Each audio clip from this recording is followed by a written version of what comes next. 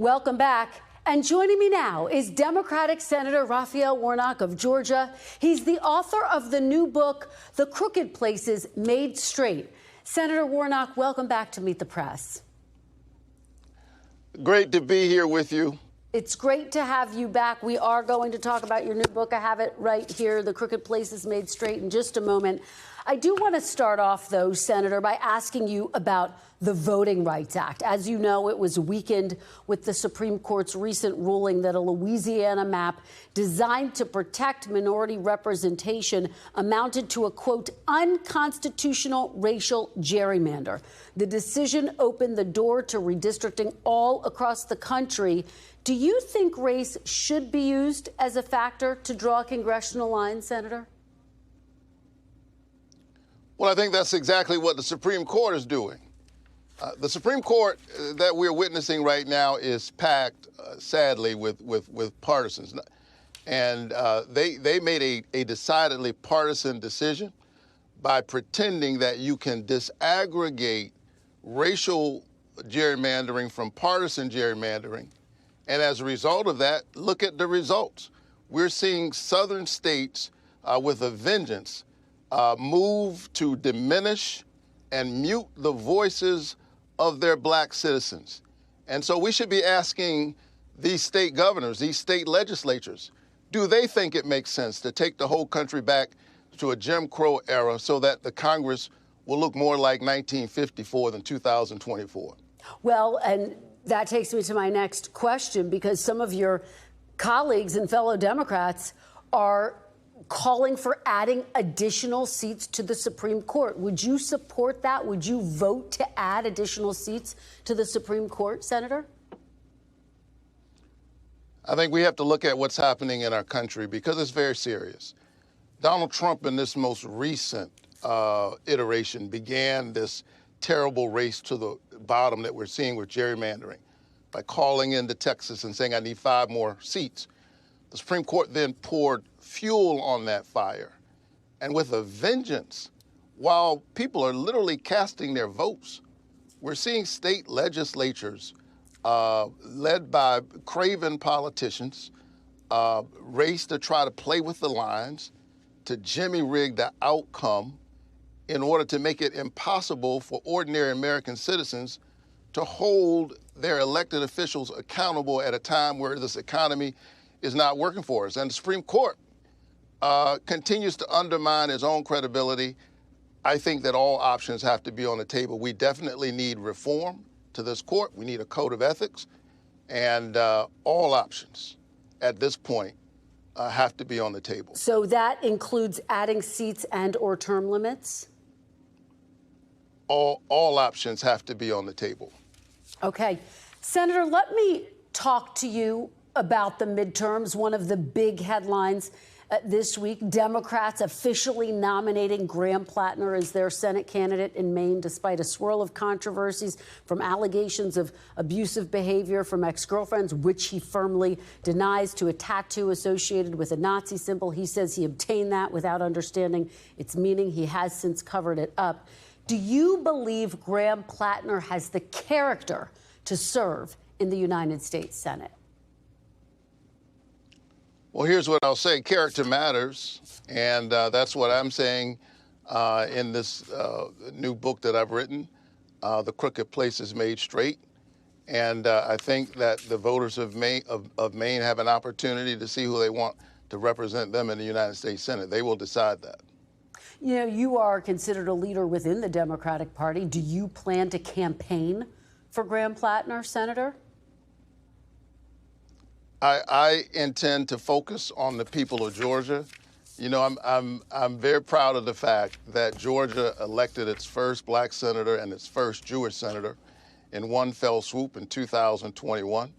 My brother John Ossoff is in a real fight.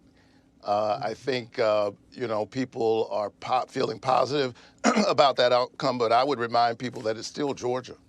It's a very purple state. And so I'll be focused on that race. I will be working to do everything I can to make sure that we have the majority come November, because quite frankly, the future of our democracy depends on it.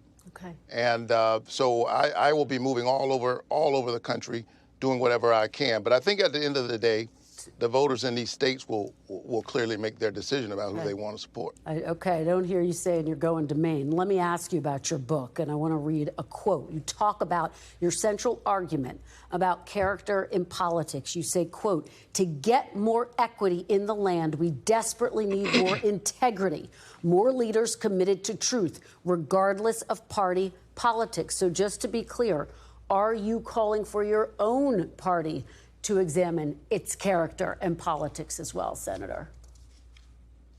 Oh, absolutely. Listen, I often say that I'm not a senator who used to be a pastor. I'm a pastor in the Senate. And I wrote this book, which began as a sermon, actually, that I preached before my own congregation. And then I found myself preaching it in Jewish temples and churches and small storefronts at the National Cathedral.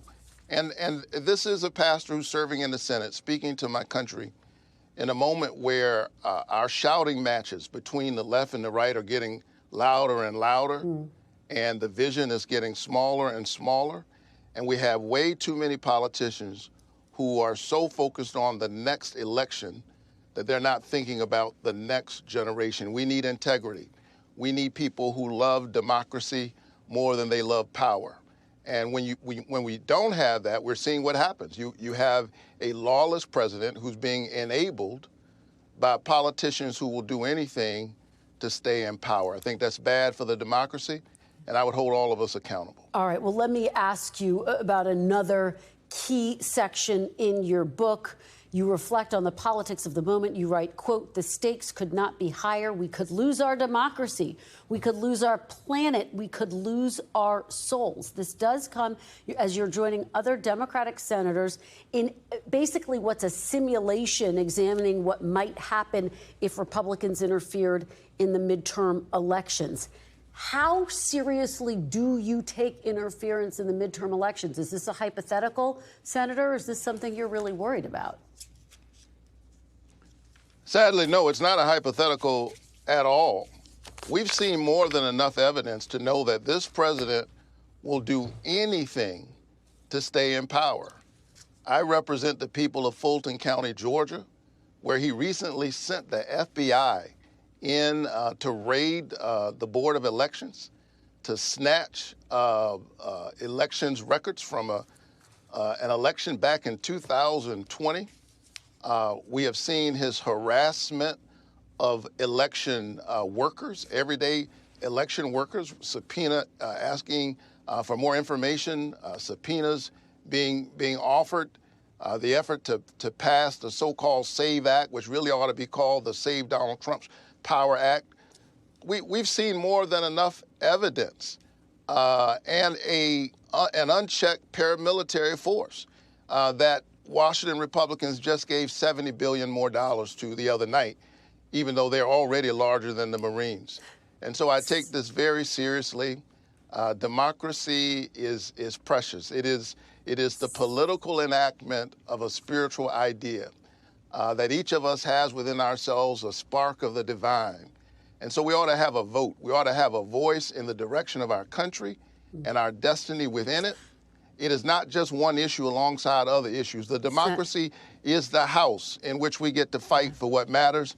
And so we have to remain vigilant and take this very seriously. I want to ask you about one more aspect of your book. You write about how the members of Ebenezer Baptist Church were initially a little uneasy when you said you wanted to run for the U.S. Senate. You say, quote, "A few hundred people showed up and it immediately became apparent that not everyone supported the idea of their pastor running for public office. The meeting was tense. Many were nervous. Politics is an ugly game." What would be the implications of their pastor entering the fray during such a fraught and divided time? Senator, how do you think they would feel if you decided to run for president in 2028? And is that something you're considering? I got to give you some points. That's the most creative way I've heard that question yet. Let me just say Ebenezer is a great church. I'm proud to lead this congregation. I've been there now 21 years, and I preach there most Sundays. I'm doing some guest preaching this morning, and I'm glad that they love this country enough that they were willing to extend themselves and say, yes, the man who leads our congregation we'll let him represent the people of Georgia in the United States Senate. It's the high honor of my life. And at every juncture, I'm continuing to try to make the best use of my gifts and opportunities to serve. Well, you know what? And my work in politics is really an extension of that ministry. I have to try one more time. You're not ruling out a run for president in 2028, Senator? Oh, I am firmly focused on 2026. I hope we can have an election where the people's voices actually matter in 2028. And in order for that to happen, we have to be very, very focused on 2026. We need some guardrails on this president. We need to win the House and the Senate. And that is my total focus right now. All right. Well, congratulations on the book, The Crooked Places Made Straight. Senator Warnock, thank you so very much. We thank you for watching. And remember, stay updated on breaking news and top stories on the NBC News app or watch live on our YouTube channel.